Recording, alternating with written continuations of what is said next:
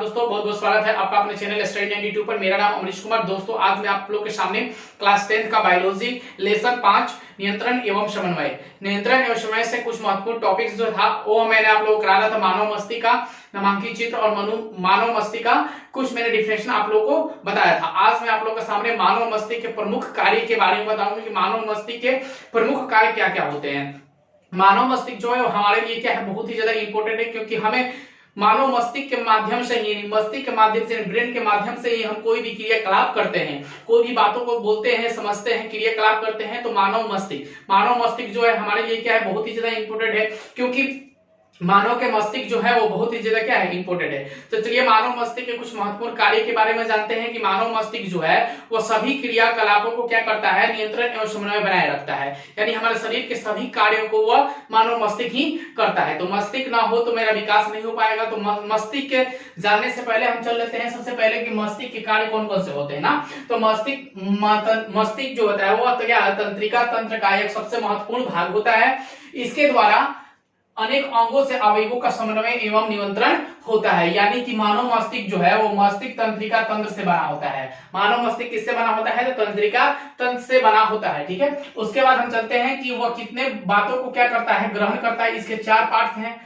मानव मस्तिष्क के कितने पार्ट्स हैं, तो 4 पार्ट्स हैं। कौन कौन से हैं? पहला पार्ट है आवेग का ग्रहण करना, दूसरा है ग्रहण किए गए आवेगों को अनुक्रिया करना और विभिन्न आवेगों को संबंध करना और सूचनाओं का भंडारण करना। ठीक है, तो सबसे पहले चलते हैं आवेग का ग्रहण। मस्तिष्क सभी संवेदी अंगों से आवेगों को ग्रहण करता है। यानी कहने का मतलब जो मस्तिष्क हमारे हैं वो सभी आवेगों को क्या करता है, ग्रहण करता है। यानी हमारे सभी क्रियाकलापों को क्या करता है, वो ग्रहण करता है ना। जैसे हम बोलते हैं, खेलते हैं, कूदते हैं, एक बार किसी बात को कहना, बोलना, एक रोना, हंसना, ये सब कौन करता है, तो मानव मस्तिष्क करता है। यानी कि आवेगों को क्या करता है, ग्रहण करता है, अपने और क्या करता है, आकर्षित करता है। उसके बाद है ग्रहण किए गए आवेगों को अनुक्रिया करना। यानी जो भी वह चीज को क्या करता है, ग्रहण करता है और उसकी क्रियाकलाप क्या करता है ना। तो मस्तिष्क द्वारा ये निर्गत आदेश को निर्देश फिर प्रेरक न्यूरॉनों द्वारा अभिवाही अंगों जैसे पेशियां और ग्रंथियों को में फंसते हैं।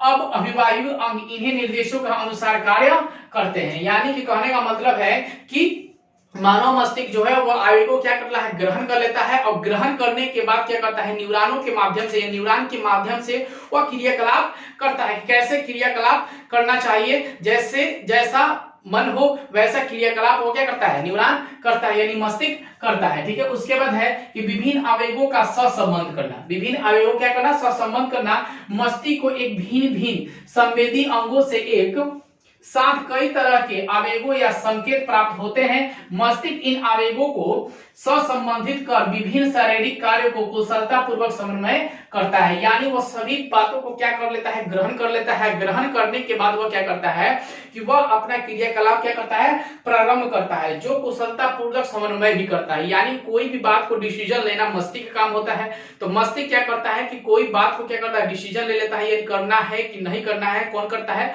तो मस्तिष्क करता है। तो मस्तिष्क जो है वह सभी बातों को क्या करता है, इकट्ठा करता है। इकट्ठा करने के बाद कोई भी कार्य को वह करने के लिए आदेश देता है कि यह काम मेरे लिए उचित है या अनुचित है। तो उचित है तो वो काम को करते हैं, अनुचित है तो वो काम को नहीं करते हैं। लेकिन मस्तिष्क जो है वह कहता भी है और नहीं भी कहता है। ठीक है, उसके बाद है कि सूचनाओं का भंडारण।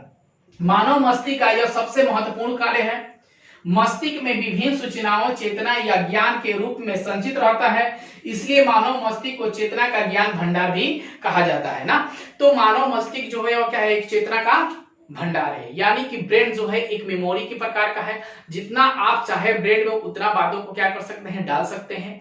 वह चीज क्या करता है कि इसे भी हम क्या कर सकते हैं, ज्ञान का भंडार भी कर सकते हैं। एक मेमोरी मोबाइल कार्ड होता है, उस मोबाइल में मेमोरी डालते हैं। मेमोरी डालने के बाद क्या करते हैं, उसमें हम गाना को लोड कर देते हैं और लोड करने के बाद वो गाना कितने दिनों तक हम सुनते हैं और वह गाना जो होता है वो हमारे ब्रेन में आके चला जाता है। तो ब्रेन से क्या करते हैं कि हम कोई भी बात को याद कर लेते हैं। यानी कि यह क्या है, ब्रेन समझ लीजिए कि एक क्या है, ब्रेन जो है वह ज्ञान का क्या है, भंडार है। ठीक है, इसको क्या करिए कि आप पहले स्क्रीनशॉट ले लीजिए इसे। होता है इसके बारे में हम जानेंगे पहले कि प्रवृत्ति चाप होता क्या है ना। तो प्रवृत्ति चाप वो होता है कि न्यूरॉनों में आवेगों का संचरण एक निश्चित पथ पे होता है जिसे हम क्या कहते हैं, प्रवृत्ति चाप कहते हैं। इसका जो संरचन जो है क्या होता है, बिल्कुल निश्चित होता है। तो दोस्तों एक बात बता दूं आप लोगों को कि बोर्ड में पूछा करता है कि प्रवृत्ति चाप का नामांकित चित्र बनाए, ठीक है, और तथा इसके प्रमुख घटक को लिखे। तो दोस्तों क्या करिएगा कि प्रवृत्ति चाप का एक नामांकित चित्र बना लीजिएगा और इसके प्रमुख घटक जो है मैं आप लोगों को बता देता हूं, ठीक है। तो घर पे एक बार ट्राई कर लीजिएगा कि प्रवृत्ति चाप, ठीक है। तो प्रमुख घटक के बारे में हम जान लेते हैं कि इसके कितने घटक होते हैं। तो 5 घटक होते हैं ना। कौन कौन से होते हैं, तो ग्राही अंग या रिस्पेक्ट्स होता है, दूसरा होता है संवेदना मार्ग होता है, तीसरा होता है तंत्रिका केंद्र, और चौथा होता है प्रेरक मार्ग, और पांचवा होता है अभिभावी अंग, ठीक है। 5 है। तो चलिए हम ग्राही अंग या रिस्पेक्ट्स के बारे में जानते हैं। ये त्वचा पेशियां तथा अन्य अंगों में मौजूद रहते हैं।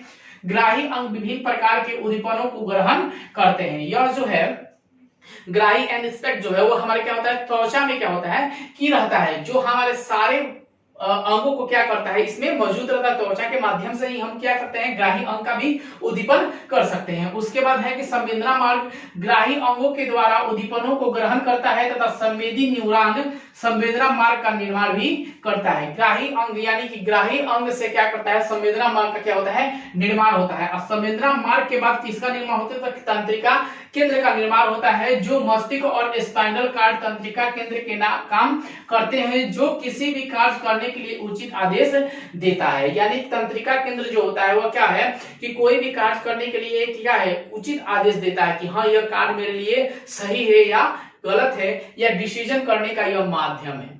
कौन, तो तंत्रिका केंद्र जो है वह क्या है, किसी भी कार्य करने के लिए यह क्या है, तंत्रिका केंद्र बना होता है, यह डिसीजन लेने का मार्ग होता है, ठीक है। उसका प्रेरक मार्ग क्या होता है, तंत्रिका केंद्र द्वारा आदेशों का संचालन न्यूरॉनों द्वारा होता है, उसे न्यूरॉन प्रेरक मार्ग या निर्माण कहते हैं, ठीक है। यह क्या करता है, कोई भी आदेशों को क्या करता है कि संचरण न्यूरॉन में इकट्ठा करता है, इकट्ठा करने के बाद अभिवाही अंग में जाता है, जो तंत्रिका केंद्र से प्राप्त आदेशों को अनुसार कार्य करता है। जो मस्तिष्क मेरा कार्य करने के लिए आदेश देता है वही हम क्या करते हैं, कार्य करते हैं, जिसे हम बोलते हैं अभिभावी अंग। यानी वही जो है वो हमारे कार्य को पूरा करने में सहायता प्रदान करता है। तो अगर ये वीडियो आप लोग को अच्छी लगी हो तो लाइक बटन को दबाइएगा, ज्यादा से ज्यादा अपने दोस्तों में शेयर करिएगा। धन्यवाद।